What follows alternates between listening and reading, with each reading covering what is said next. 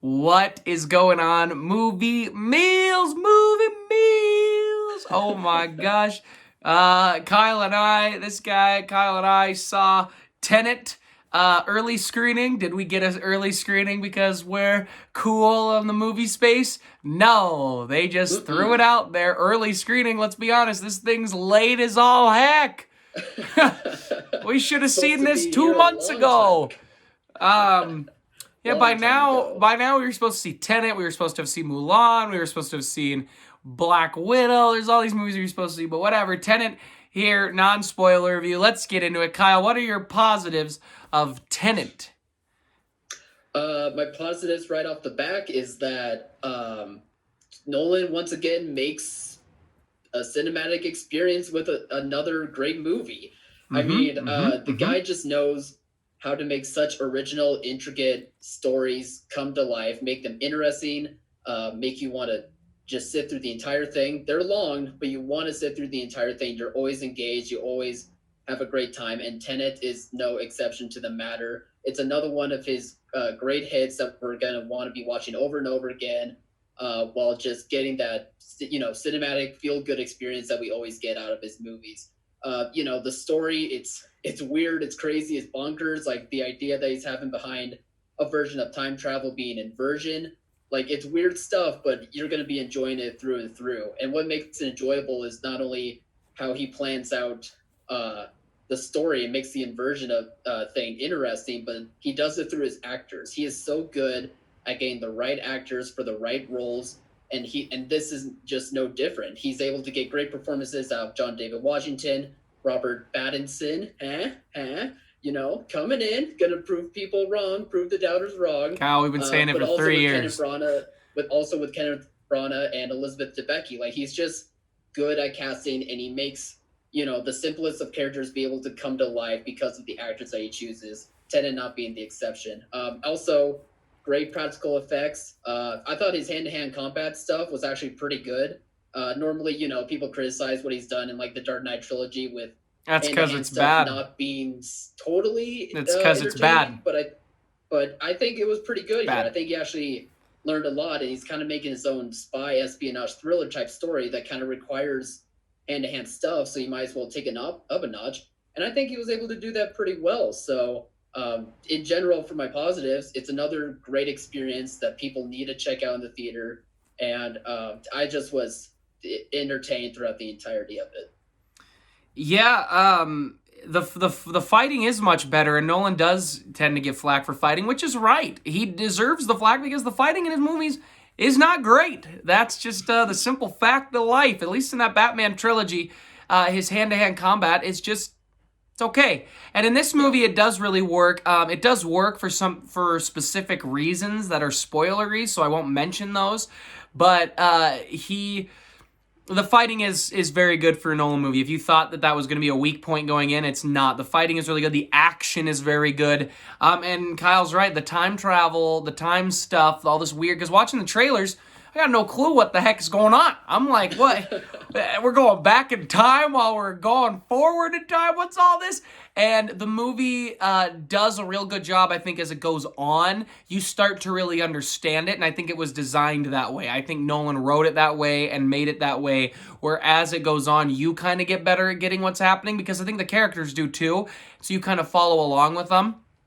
The action is great. I mean, it is another great movie by Nolan. And sometimes Nolan, this idea that original cinema is really untrue, especially in the big blockbuster game, because guys like Nolan and Denis Villeneuve are constantly pumping out new ideas. I mean, Nolan wrote this.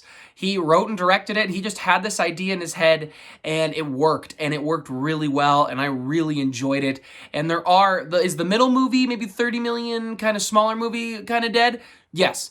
But is original big budget cinema dead? No, because it's still alive. There's just not a lot of them. But this is one of them. It's up there with some of his best for me. It is ambitious because it is a new story. I give Interstellar a lot of flack for being his most ambitious movie, because I think it's an okay movie that is trying too hard, where this doesn't feel like that as much. This feels like it's not trying too hard. It is just It just doing what it does, and it's Nolan. I mean, simpler story maybe doesn't work for this because it's not necessarily a simpler story than Interstellar, but it's just really good. And the more I've thought about it, the more I've sat on it, the more I've liked it. Kyle and I were just talking about if we're gonna go see it twice in the theaters, which I would like to. If I get an opportunity, I'd like to, because I think multiple viewings will help this. But I thought that with Interstellar and multiple viewings kept me about the same, which I think the movie's okay. But for this, I ended up really loving it, and I think maybe more viewings might amp that up. But all right, Kyle, what do you? Oh, before we get to negatives, last thing I want to add is I'm blanking on his name, but the composer who did the score, I think it's Ludwig. I can't remember the last name. He also did the score for like The Mandalorian. Brilliant. I loved this score. I loved it. I thought the way it is utilized, especially spoiler territory. I'm not going to spoil anything, but this is, the score can be spoiler territory, but some of the way he uses the score is just absolutely fantastic and brilliant, and I just adored it. All right, Kyle, what are your negatives? Ludwig Göransson. Yeah. I'm not quite sure how to pronounce the last name. It's something like that. He's a cool dude. You're right, though. Major props to him, though. He's a great composer, and he did a terrific job here. Funny enough, like when we talk about Nolan and how his movies are, complex in story, very intricate, very detailed. When it came to the time travel inversion type stuff, that was the stuff I was able to get pretty well. I mean, I wasn't, thinking on a very deep level of it yet after my first viewing, but I got the general concept and I was able to follow along that stuff throughout the movie just fine. It was the world building in this Tenet play box that Nolan is making that I thought wasn't handled very well, and it wasn't the easiest thing to follow, especially in the first half of the movie. I felt like the first half of the movie, it takes a while to get into it, but once you get to the second half of the movie, it smooths itself out and you're able to understand the story thoroughly, where I wish in the first half it would have been a little bit easier to understand, but not by much at the same time, because I love these little mystery boxes that we kind of get until the end of the movie.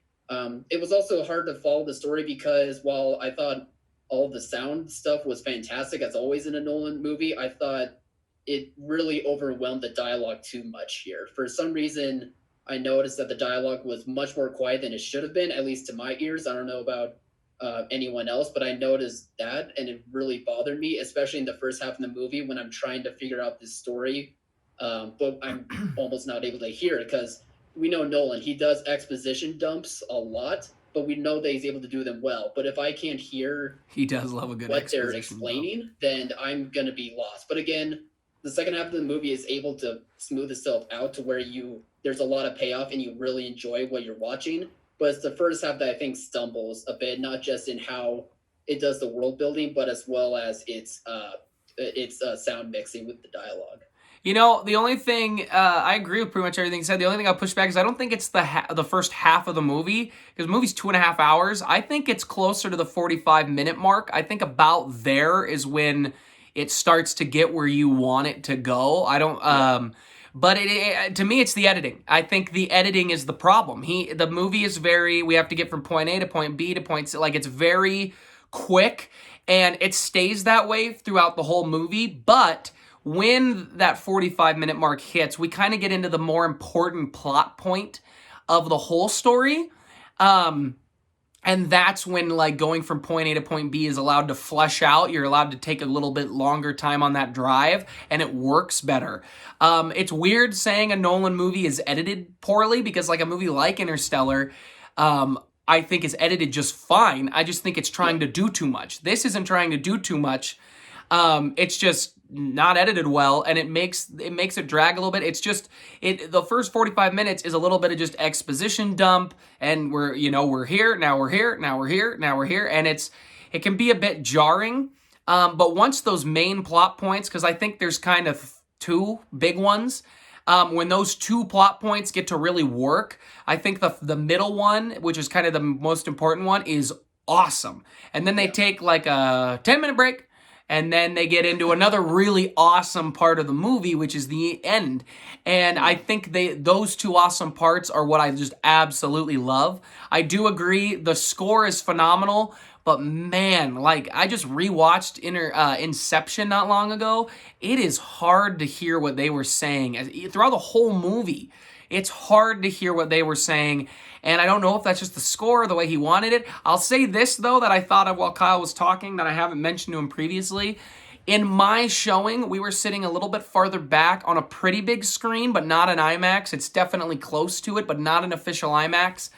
And a very nice theater, by the way. I noticed that the picture was definitely meant for IMAX. I mean, it worked and looked great, but I could just tell by the projection that was coming out that what we were watching is meant to be seen bigger. And I wonder if seeing it in the bigger IMAX is what I needed, is what we needed for the dialogue.